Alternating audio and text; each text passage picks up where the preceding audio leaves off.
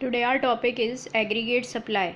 जैसे हमने aggregate demand पढ़ा था वैसे ही क्या है एग्रीगेट सप्लाई। माइक्रो इकोनॉमिक्स में हमने इंडिविजुअल सप्लाई को देखा था जो कि इंडिविजुअल फर्म करती है सप्लाई, लेकिन यहाँ पे जो एग्रीगेट सप्लाई है वो कौन कर रहा है? All the producers are willing to supply. Willing मतलब प्लानिंग, तो all the final goods and services that producers are willing to supply in a given time period. जो सारे producer goods and services produce कर रहे हैं, और willing मतलब planning. तो एग्रीगेट सप्लाई हमारा ये हो गया money value of final goods and services that all the producers are willing to supply in an economy in a given time period. अब एग्रीगेट सप्लाई को नेशनल इनकम भी कहते हैं, यानी कि AS aggregate supply is equal to national income. National income को Y से भी डिनोट करते हैं, इनकम या नेशनल इनकम। अब इसको एग्रीगेट सप्लाई को नेशनल इनकम क्यों कहते हैं? क्योंकि जो भी प्रोडक्शन होती है, सप्लाई होती है, वो कौन करता है? Factor of production, land, labour, capital और इंटरप्रेन्योर। और हमने पढ़ा था सर्कुलर फ्लो ऑफ इनकम में कि लैंड को क्या मिलता है? रेंट, लेबर को वेजेस, कैपिटल को इंटरेस्ट और इंटरप्रेन्योर को प्रॉफिट। तो यानी कि जो इनकी फैक्टर इनकम होती है in the form of rent, wages, interest, profit, वो सब जो भी होता है वो वापस इनकम ही बन जाता है। इसलिए एग्रीगेट सप्लाई जो भी प्रोडक्शन होती है वापस उसको इनकम की फॉर्म में उन्हें मिल जाती है, फैक्टर ऑफ प्रोडक्शन को। इसलिए एग्रीगेट सप्लाई को नेशनल इनकम भी कहते हैं। A S is equal to Y, ये सिर्फ समझने के लिए है ताकि हमें ये समझ आ जाए कि ए एस वाई के बराबर क्यों है बस। नेक्स्ट, अब हमारे कंपोनेंट्स क्या क्या होते हैं एग्रीगेट सप्लाई के या फिर वाई के? A S is equal to Y.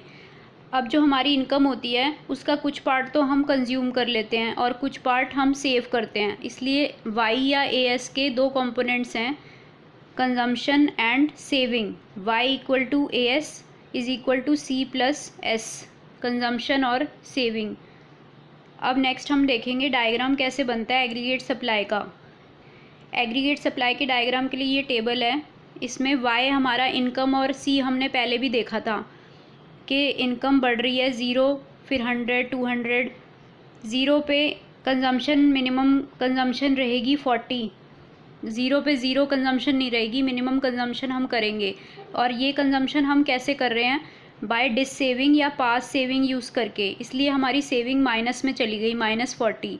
तो जब हम -40 और +40 को ऐड करेंगे तो हमें इनकम 0 हो जाएगी हमारी, क्योंकि अभी मैंने बताया वाई क्या होता है, सी प्लस एस। तो सेविंग और कंजम्पशन को अगर हम ऐड करेंगे तो हमें इनकम मिल रही है। तो हम यहाँ पे देख रहे हैं कि जब भी हम कंजम्पशन को सेविंग से ऐड कर रहे हैं तो हमें इनकम मिल रही है। जैसे कि हम एक तो हमने ये वाला देख लिया, सेकंड में 120, इसमें भी हम कुछ सेविंग यूज़ कर रहे हैं, पुरानी पास सेविंग, तो ये भी माइनस में है। तो -20 + 120 हमें 100 मिल गया। अब थर्ड वाले में हम देख रहे हैं कि ज़ीरो सेविंग है। ज़ीरो सेविंग का मतलब जितनी इनकम है उतना सारा हम कंज्यूम कर रहे हैं, क्योंकि इनकम कंजम्पशन के बराबर है, दोनों 200 हैं, तो हमारी सेविंग 0 हो रही है। ऐसे ही हम आगे भी देख लेंगे कैसे हमारा आ रहा है सारा, मतलब वही सी प्लस एस करेंगे तो वाई आ जाएगा। अब हमारा जो नेक्स्ट कॉलम है ए एस का, अभी मैंने बताया वाई ए एस के बराबर होता है, इसलिए ये वाला कॉलम और ये वाला कॉलम सेम है, दोनों में सेम वैल्यूज़ हैं। अब जब हम डायग्राम बनाएंगे तो हम एक्स एक्सिस पे तो इनकम लेंगे जो हमने पहले भी ली थी, और यहाँ पे हम सी एंड एस यानी कि ए एस लेंगे। सी और एस ए एस होता है, तो यहाँ पे हम ए एस ले रहे हैं। अब जब हम प्लॉट करेंगे तो नीचे इनकम प्लॉट कर रहे हैं और यहाँ पे ए एस प्लॉट कर रहे हैं, तो दोनों सेम है बिल्कुल। तो हम पहला पॉइंट कौन सा प्लॉट करेंगे? हम सिर्फ इनकम और ए एस को देखेंगे। पहला पॉइंट 0, 0, तो 0, 0 यानी कि ये ओरिजिन। फिर उसके बाद 100, 100, तो 100 और 100, फिर ऐसे ही 200, 200, फिर 300, 300, 400, 400, 500, 500, 600, 600। तो हमें एक 45 डिग्री लाइन मिल रही है। उस लाइन का क्या नाम है? ये लाइन हमें जो मिल रही है इस लाइन का क्या नाम है? ए एस या फिर वाई, क्योंकि दोनों सेम होते हैं और ये 45 डिग्री बन रही है हमारी। तो ये कैसे बन रही है ये मैंने बता दिया।